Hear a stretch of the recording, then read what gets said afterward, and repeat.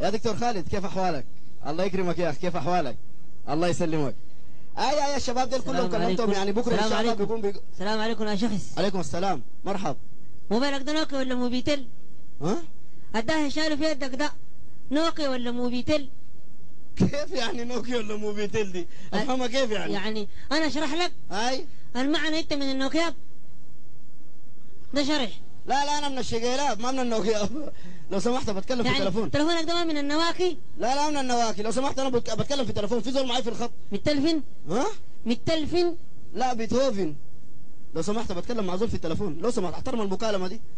يا دكتور معلش يا اخي، في زول بس كده يعني قطع المكالمه. الشباب دول انا السلام عليكم. السلام عليكم. وعليكم السلام. عليكم السلام، مرحب. الشريعه اللي انت شنو؟ ها؟ الشريعه اللي في بطنه شنو؟ بتتكلم بهذه شريعه. شريعه شنو يا اخوي؟ الشريعه جوا قاعد يا اخوي ده ما عنده اي شريعه، التليفون ده يهودي ما عنده اي شريعه. يا اخي مالك يا اخي، بتكلم مع زول في التليفون انا يا اخي، ما اسمها الشريعه يا اخي، اسمها الشريعه. في حلتنا بنقول لها الشريعه. لا انتوا شريعتكم براكم، دي اسمها الشريعه.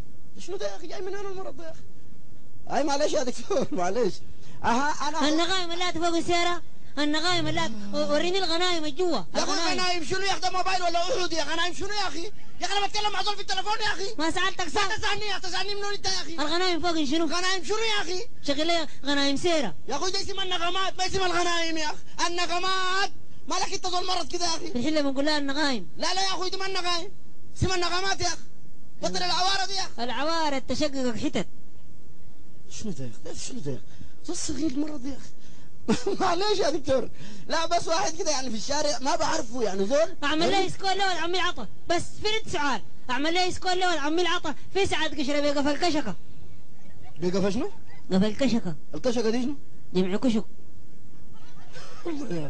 يا اخوي انت ما معرب، مالك يا اخي؟ يا اخي انا بتكلم يا اخي ما تمرضني يا اخي. بس سكول يا اخي ما عندي رصيد يا اخي. سامح اضرب لي.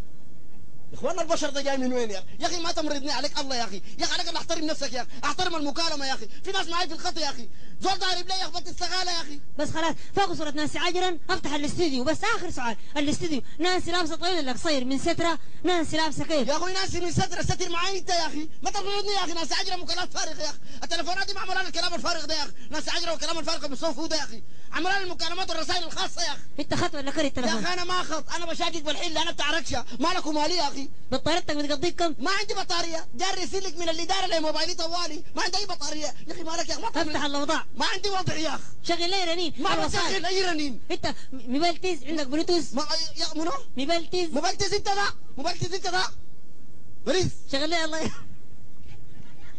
مرض يا اخي، ما تمرضني، انا بتكلم مع زول في التليفون.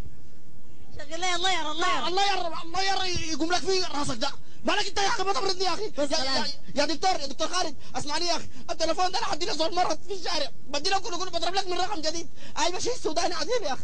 شكرا لك يا دكتور، معلش هاك يا اخي شيل التليفون، كرهتني الموبايلات، شوف التكنولوجيا جوا شنو، الله يعزاك ويعزو يومك زول صغير مرض. اللغو مالك؟ الشاحن وين؟